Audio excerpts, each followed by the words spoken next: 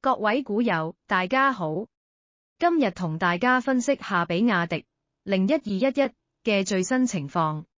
比亞迪最近股價動作多，究竟依家係升勢初現，定係只係技術反彈？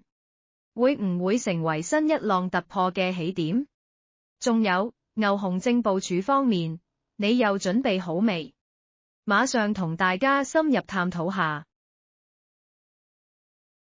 比亞迪升勢初現，技術反彈還是新一輪突破起點？牛熊證部署你準備好了嗎？比亞迪01211近期股價動作頻繁，股市成交活躍。今日4月15日，截至9點50分左右，最新報378.6，升2.6元，或0.69%。股價波動於374至393元之間。尋日，比亞迪收報376元，單日上升近2%，表現明顯優於大市。從技術走勢嚟睇，股價目前穩站於10日線360.5元及30日線373.2元之上，更逼近首個阻力位410元水平。距離下一級嘅441元尚有一定空間。技術指標方面 ，RSI 升至54，處於上升區間，加上嘅MACD轉為買入，反映短期動能有所增強。然而，保利加通道與牛熊力量等仍然偏弱，代表市場情緒尚未全面轉強。呢波上升究竟可唔可以推動比亞迪進入新一輪升浪？仲要繼續觀察。支持與阻力位方面，目前關鍵支持區為343元及311元，若出現回調，該區將成為多方嘅重要防守線。阻力方面如前面所講，410元為短線重要關卡，一旦有效突破，將有望展開向上挑戰441元嘅趨勢行情。你覺得比亞迪可唔可以憑藉新能源概念同出口數據嘅支撐，真正突破壓力區？定係會受制於大市氣氛而原地踏步？你依家會選擇入場，定係繼續觀望？不妨留言分享下你嘅看法。回顧早前產品表現，喺4月10日提及嘅多隻相關衍生產品表現相當搶眼。匯豐牛證69532與瑞銀牛證54168兩日分別錄得50%與51%升幅。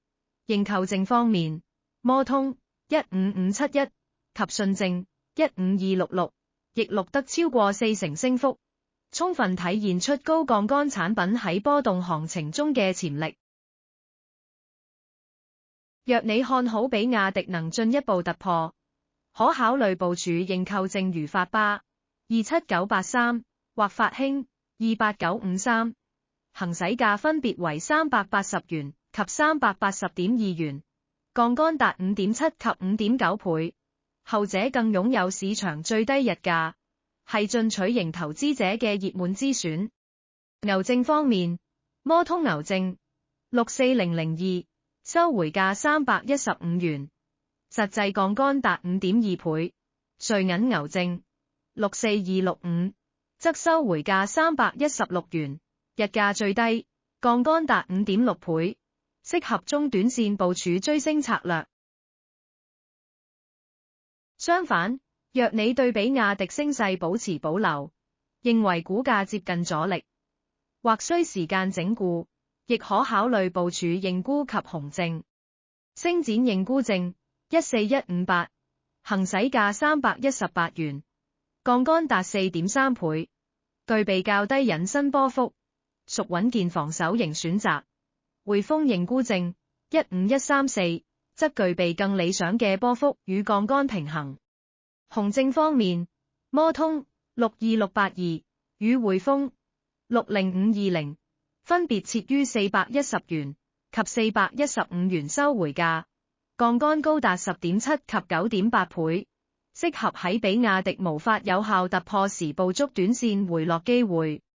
新能源行業話題持續升溫，比亞迪作為龍頭之一，能否搶得先機，帶動市場信心？定係現時只係反彈階段，風險仍高？你又會點樣部署呢隻人氣股？